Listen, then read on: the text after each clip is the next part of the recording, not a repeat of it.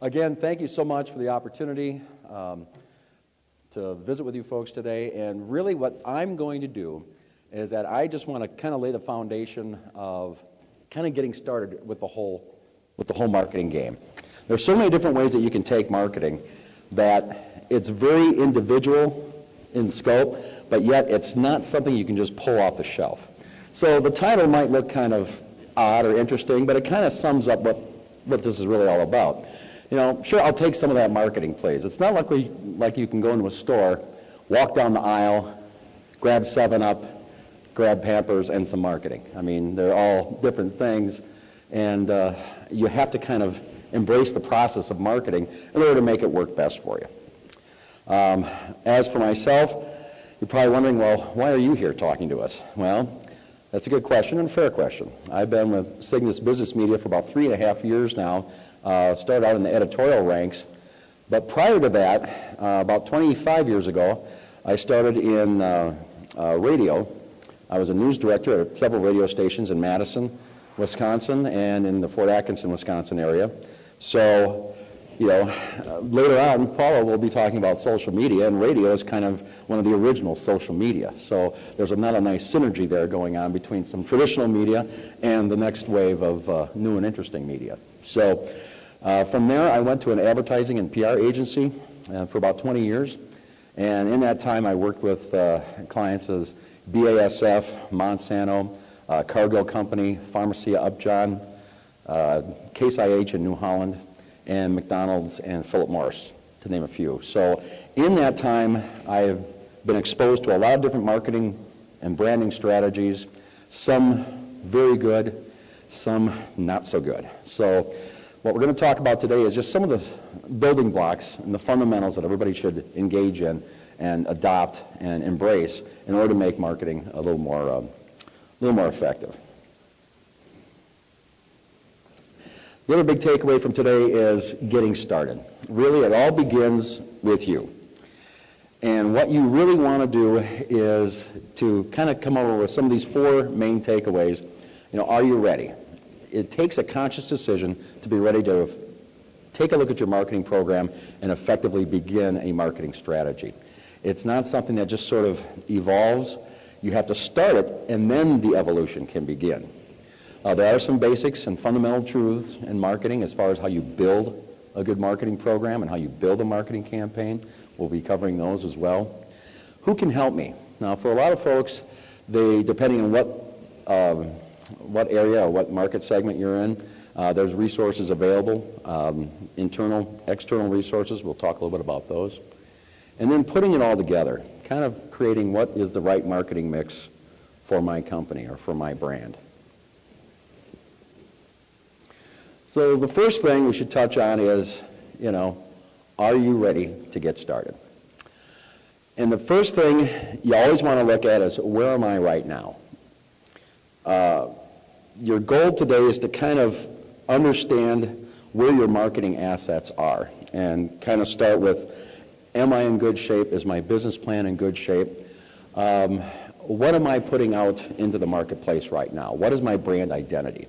So a lot of the important first step in the whole marketing process is kind of taking an introspective look at what your business is all about.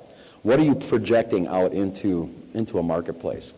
Do you have kind of a good idea as to what marketplace you really want to focus your attention with?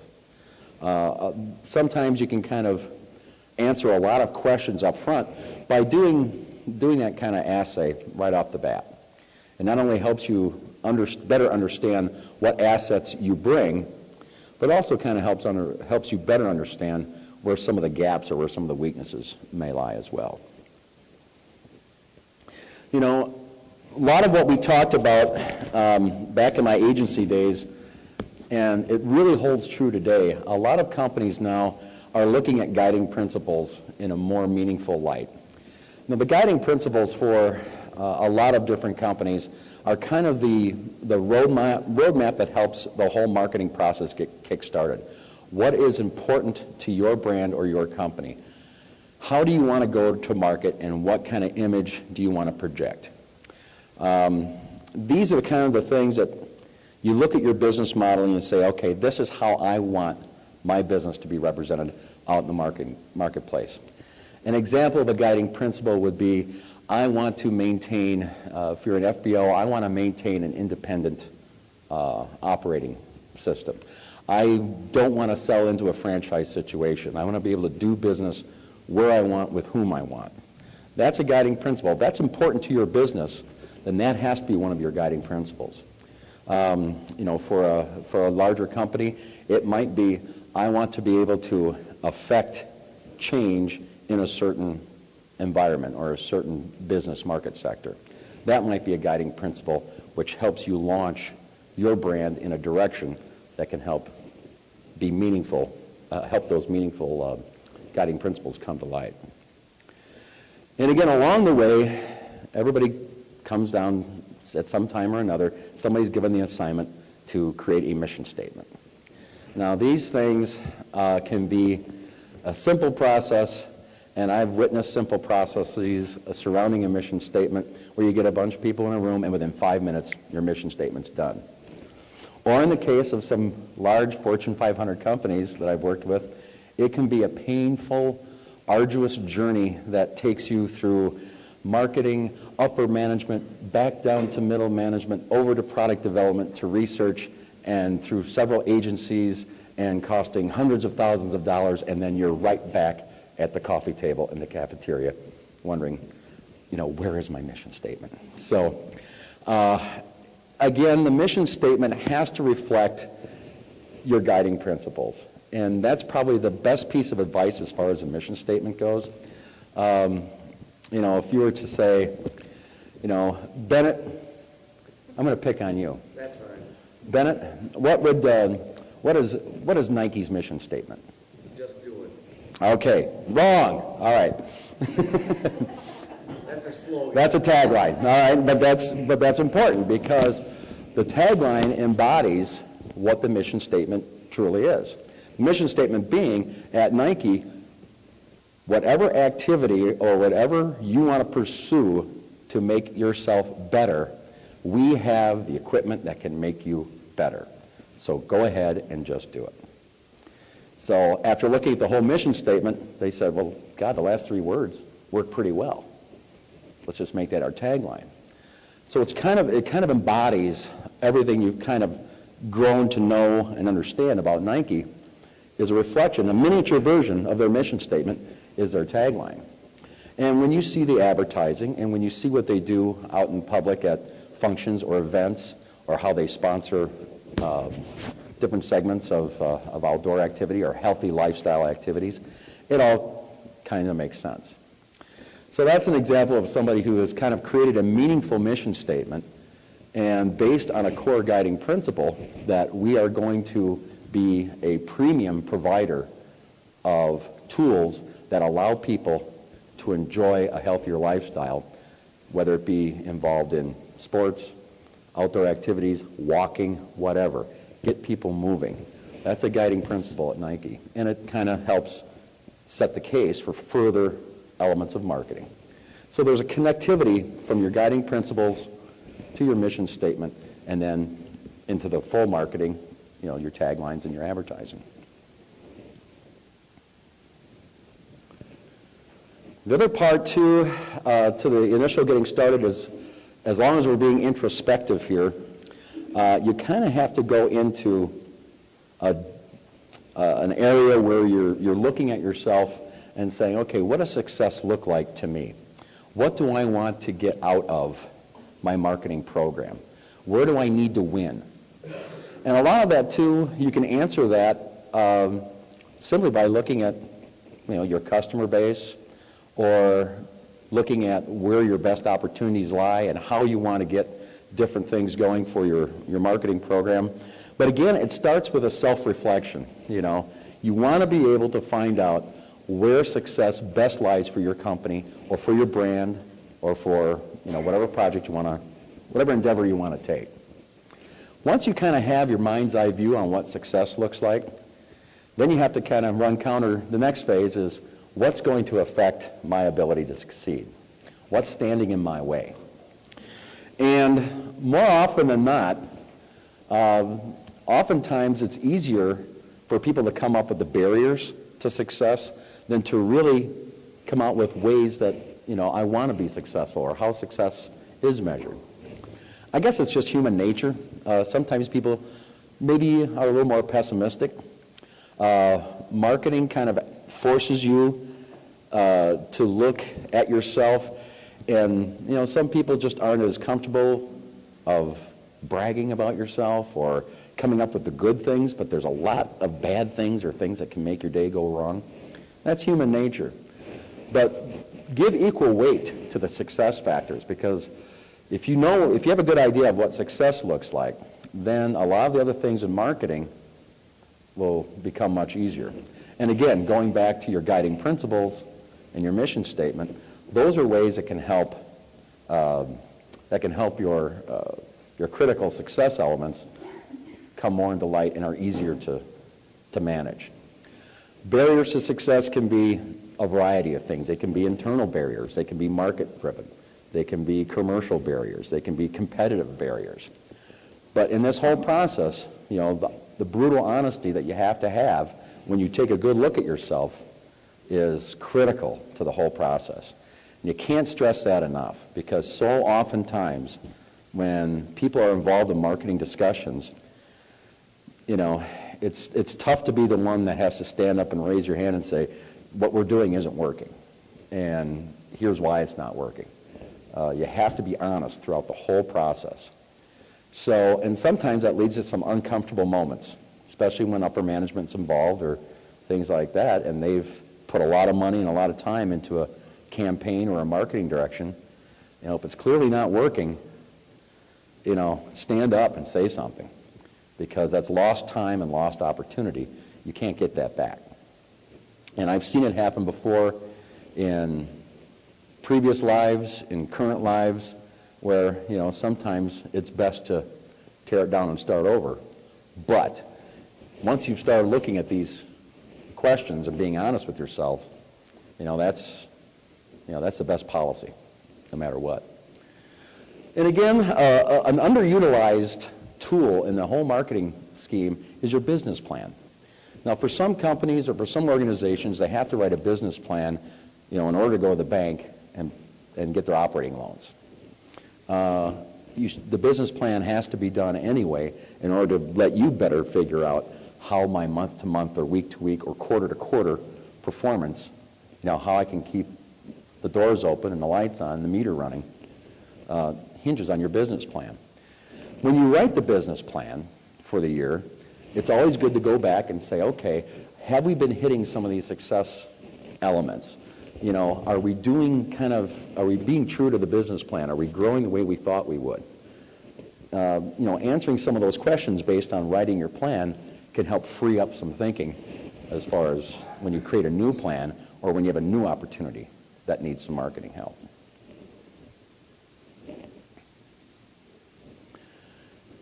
Getting down to the basics. And again, the first point is one of the key differentiating points, and this is where a lot of people get really hung up in the whole marketing process. And it's simply put, what do you know, what you don't know, and knowing the difference. And there's a certain art form to knowing what you know and knowing what you don't know. Part of it is just saying, okay, I know this, but if you say, I'm pretty sure we're good at this. No. Flag. You have to deal in absolutes, because once you start letting uncertainties or abstracts get involved, then you compromise your process. So if you know you're good at this particular function, or you have a customer segment that you serve well, all right, put that down in the I know I'm doing this well category. If you're not sure, that goes on the other side of the ledger. And the key thing is knowing the difference, because when you have to stand up and give a presentation, or if you have to sell a business plan to a financial partner, or maybe you're part of a merger or acquisition and you have a new board of directors to present to, knowing the difference is critical, because they're not interested in what you suspect or what you think might happen. Goals and objectives, and success and operating capital is based on what you know. So how do you find out what you know and what you don't know? Well, a lot of it is done by just researching, basic research. Research can take on a variety of forms, and some are more formal brands of research, like benchmarking studies or broad-based surveys or, telemarketing efforts or things like that have a kind of a sustained, ongoing effort throughout a year or throughout whatever time span. And with a benchmark study, you'll always do a benchmark at the beginning of a campaign, and then you'll have a time where another point in the life cycle where you run a metric that says, okay, how are we doing thus far? So in the formal world, you're looking for a benchmark and then a ending research or another checkpoint or touch point where you go back to that audience, and then you see how you've moved the needle. And in that way, you can kind of estimate, okay, well, I guess we're tracking. Informal brands of research are probably more popular, and in some cases give you some pretty good answers right up front. In my previous life as an editor, we used informal research every time we made a reader call. That's informal research. Are we covering the types of topics you want to read about? In publishing, that's critical because our circulation depends on being able to bring the content that people want and need to make their business grow. By the same token, if you are involved with a market segmentation or you have a great customer list, have your own advisory board. Very simple. Have 5 or 6 key people that you respect and work with on a regular basis and just say, hey, how are we doing? Would you mind every 6 months or 4 months if I call you and kind of say, what are you hearing about our brand? What are we doing right? What are we doing wrong? Asking the question can sometimes be really tough, but not knowing the answer is even tougher. Because especially when you have to market around what you don't know, it's a real time waster. So informal ways of research too, statement stuffing. We used to put small surveys in statements for farmers, and even though they didn't have time to talk on the phone, they all opened their bills because they do have time to take care of their bills, and they know they have to answer to those. So there are ways that you can kind of reach certain audiences using informal tools like that. And if you're getting some kind of feedback is so critical to the whole marketing process. If you're not asking these questions constantly, or at least on some, routine basis, if you don't have this kind of contact with your end user audience, you're missing a great opportunity. Because, again, it's knowing what you don't know that might lead to the next great idea that you have. Using what you learn, we've touched upon that a little bit as far as taking that information and kind of putting it back against your marketing goals or your business plan goals. But really, using what you learn also is very helpful in kind of helping you better manage employees or better manage your resources. Suppose, for example, and this happened in a previous life where we had I worked for a chemical company that had a crop protection product that was actually killing the crop it was supposed to protect. That's a problem, as you can imagine. That makes people nervous. And so what we had found out is that the use label was written so poorly and so vaguely that you could interpret the time that you actually had to spray your chemical 3 weeks ahead of the time that it was actually safe to do it. So a simple working with our key core farmers illustrated that these guys were great farmers, but they were using it wrong.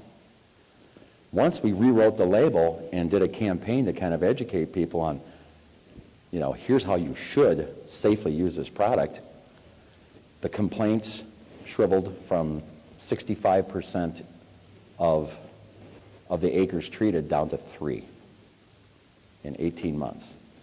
Now, if you've ever had to handle complaints, or if you've ever had to work with outside people who are in charge of handling customer issues, when you can take that time from 65% of your time dealing with complaints down to 3, boy, what a resource that just opened up. You've now freed up that time to help you grow the business in positive ways. And then market share skyrocketed. So by being able to understand what your failings were and dealing with them right away and asking the people who are using your product and who are your loyal customers and keeping their customer loyalty, you know, that's kind of the payoff of using what you learn to make sure that your brand and your product is marketed and protected in a marketplace.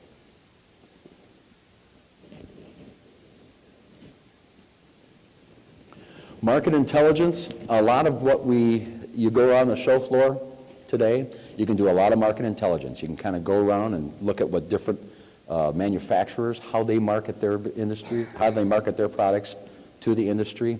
You know, what are they saying? What kind of things are they using in their booth? Or pick up some of their materials. You know, is it clearly written? Can you kind of sense where their guiding principles are based on what they're doing from their literature or their collateral? Do their people kind of exude a brand? These kinds of things, you can walk around and just look at people in a booth and see how they stand and act and how they handle themselves in a booth. And it kind of does reflect a lot about what the brand experience is going to be. You know, market intelligence is as good as the people conducting it.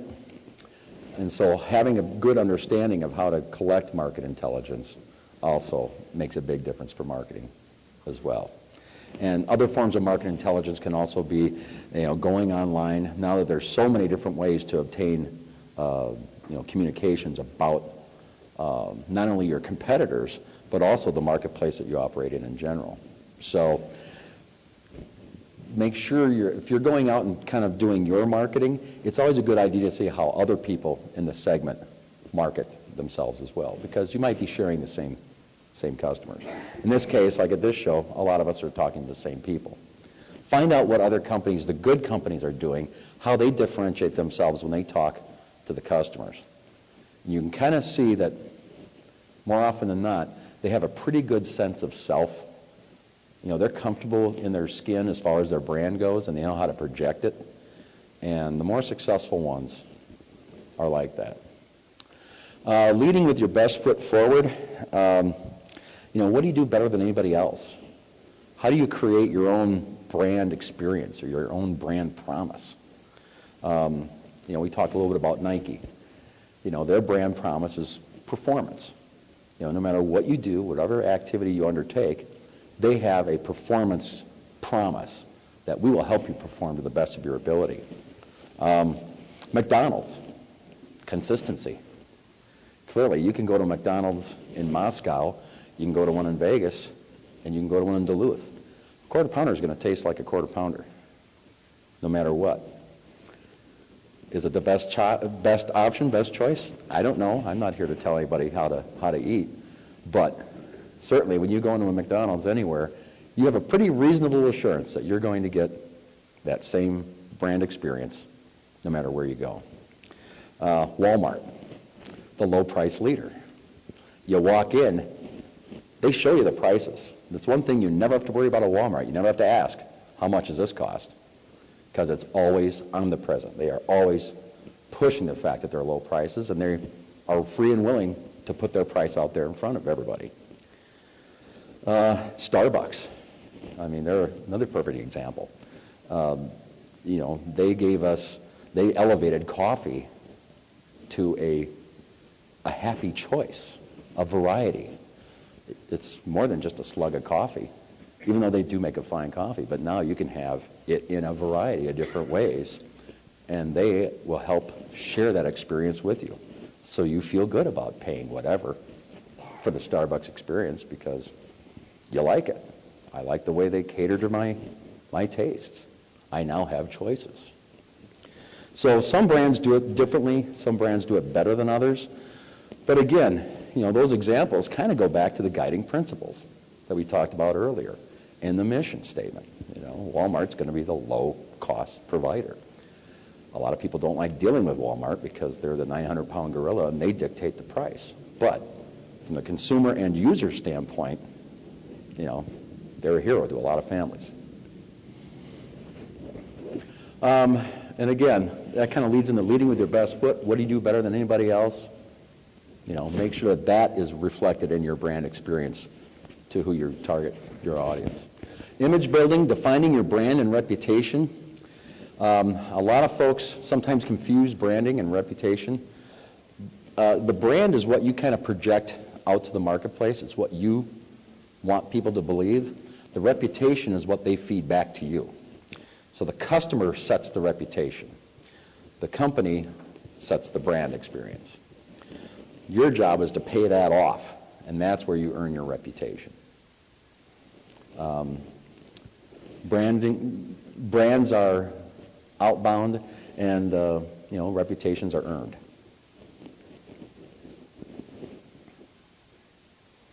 Setting objectives and goals. This is probably one of the more important things too, because you have to be realistic. Throughout the whole process, if you have a good handle on what your objectives and goals are, then you won't set yourself up for disappointment. If your objective is to be the low-cost leader in a certain market segment, can you really honestly pay off on that objective? Is it in line with your business plan? Is it in line with your reasonable, attainable, do you have the resources to make this real? So you have to be realistic in setting your objectives and goals. An objective is a target, and a goal is measured. So when you're looking at setting a goal, if your objective is to increase market share, your goal should be to increase market share by 5% at the end of the year. Put a number to the goals. And that way, when your metrics kick in, you can kind of figure out, are we doing well? Are we achieving our goals? Course corrections. If you find out that and this is the other important thing about marketing, is that you can't just set your program at the beginning of the year and then walk away and then come back at the next marketing cycle. You have to kind of stay vigilant about managing your goals and objectives throughout the course of a year. That's why people have quarterly reports. That's why people have monthly reports. If you are finding that goals that you have set or objectives that you have set are not being met, if there is something that has happened like high gas prices or a economic collapse or a tragic, unfortunate, unforeseen incident which has caused upheaval throughout society or through an economy, these are opportunities to then make your course corrections and refine your goals to what the current environment will allow you to do. There's nothing wrong with refining and retooling, because it just forces you to get deeper into your business and market in a different way if you need to. It doesn't change your guiding principles. It shouldn't change your guiding principles, and shouldn't change your mission statement, because those things will always stay true. You'll always stay true to those. But going back and making those corrections and refining and retooling is very important. Getting started, who can help me? And this is one of the areas where a lot of people are looking nowadays for answers. Help is around the corner, literally. If you work in an office or if you have a team that's you're assigned to, you've got people right on your team or around the corner office or down the hall. You've got some resources nearby. If you're all working in the same, going for the same goals and objectives, you should be all pulling in that direction anyway. So kind of get together and kind of, review, hey, how are we doing? Are we needing to make any corrections? Can you help me do this? Do you have any skill sets in here that we're underutilizing? A lot of times, people do have skill sets that others may not know they have. Also, as times have become rather tough, there's a lot of people out there who are currently out of work who are in marketing positions or communications positions and things like that. There's more resources out there on a freelance basis than ever before. You can find those resources working through key vendors or through other business partners. If you're partnering with an accounting firm, or if you have a personal banker or a business banker, insurance agencies are always good contacts because they have such a breadth of clientele. Tapping into those resources can be a way to find out where you can help. And of course, industry resources, colleagues, peer groups, peer review boards, advisory boards. These are all things for people who are in your industry that can help bring some help. You have paid resources like consultants who have a depth of knowledge about a market segment and can provide expertise for a fee.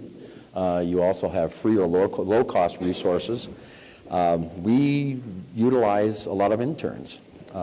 We have a university not too far from us that puts out has an excellent journalism school. So lots of times we'll have interns that'll come and help us out. They love, they work for credit, and that can also help them meet their goals as far as saving money on credit hours, and also helps you as well. So there are ways to find, and again, we talked about a lot of misplaced or outsourcing people who have been downsized. That's a growing pool of expertise that is available as well.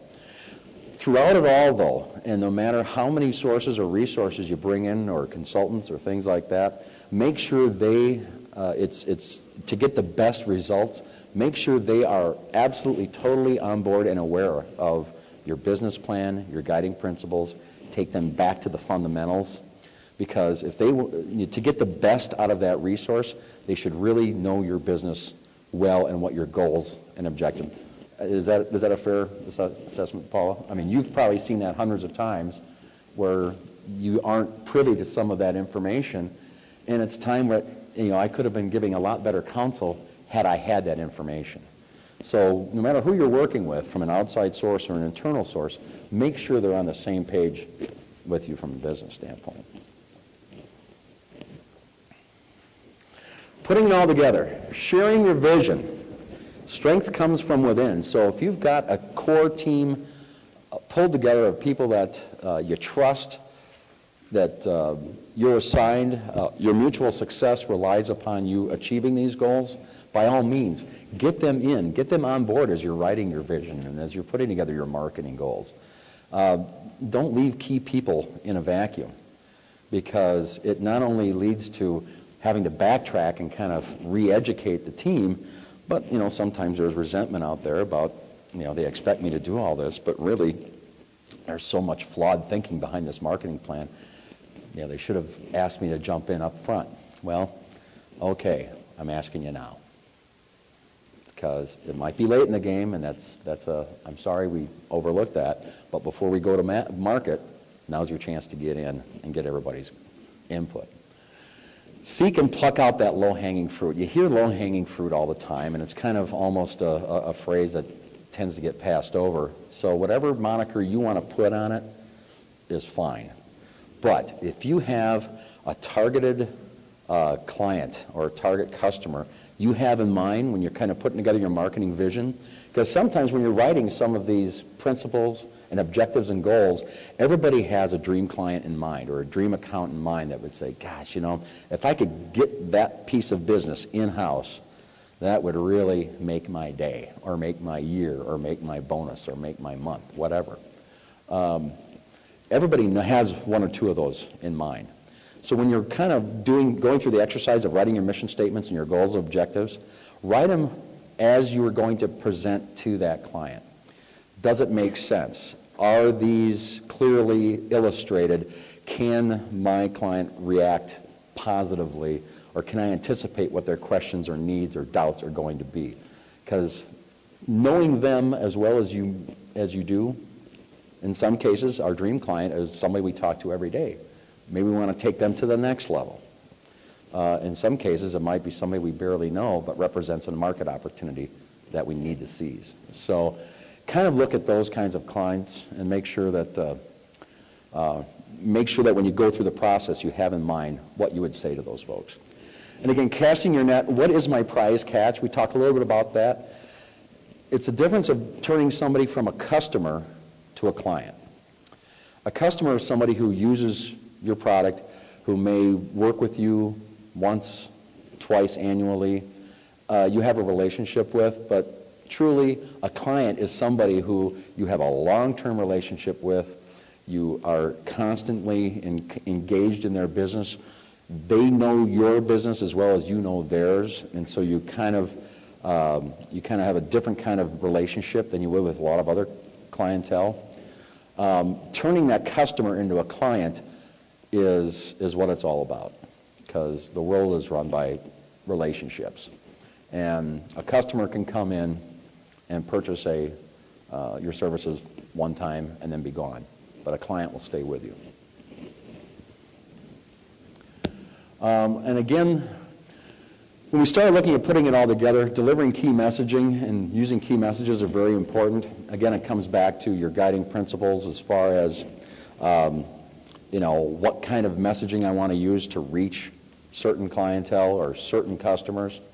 Being able to come down to the basics of how I move from my guiding principles to the mission statement to what's best for my company vision should be reflected in your key messaging. A lot of it you can find in advertising. It's usually in the copy above the tagline. That's kind of where your key messages are hidden in online searches. Meta tags and beta tags, when you're doing searches like that, they use key phrasing in order to help your key messaging bring your brand to the top half of the page when you do a search. So those kinds of tools are out there to help your key messaging work a little harder and a little smarter for you. But again, key message is also a consistency that happens throughout all your communications. So that way it kind of simplifies your brand, how you project your brand out to the marketplace. Focus is another key issue. We talk a lot about key messages and different ways to bring those messages to light. There's a difference between strategies and tactics. Thinking strategically means, I want to use active words, like I want to reinforce, I want to educate, I want to communicate. I want to reinforce my leadership position in this market segment. A tactic that helps you do that is to go into a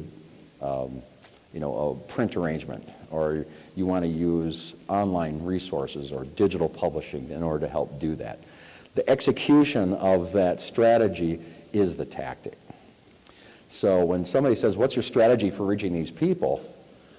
A blog isn't really an answer. It's a tool that helps support and serve a strategy, but it's not the key end-all, be-all. You have to have a strategy behind the message you're putting out and the media that you're using. Choosing the right vehicle to drive your messages. Paul will talk about it later. There's such an evolution going on with communications. You can choose traditional print, mass communications, radio, TV, other forms of print advertising, digital publishing. I'm involved with custom marketing, so we look at taking messages and going right directly to a market segment and kind of doing a longer, broader view of delivering those key messages and brands. So there's so many different ways, and I'm not going to go too far on the new technology because that's Paula's expertise, but there are ways now that have never been available to us before to get your message and your brand out there. So it truly is an exciting time for marketing right now. Kind of summarizing everything, really, honesty is the only policy that matters. When you start the process, you have to be honest about what it is you know, what your company stands for, what your brand stands for, and what you want others to take away from your brand experience. Keep it real, especially when setting your goals and objectives. You want to be able to have success in a realistic manner. And if you set your goals so high you can frustrate yourself and kind of hit the morale, cut the knees out from under your efforts. Measure, refine, and retool. That's very important. Always have some form of metrics or measurement against your marketing, because if you really, truly believe in what you're doing, the success will be borne out, and a lot of marketing budgets depend on some sort of measurement tool to get refunded for the following year. So the best way to keep the money flowing in is to be able to show that you're having success or you're moving the meter in some way, shape, or form. Also, flexibility, very important. It kind of goes into what we talked about with the measurement, but when times change or when events conspire to change the environment that we're all working in or living in now, you have to be flexible enough to make sure that your marketing plan can handle those ups and downs in the marketplace.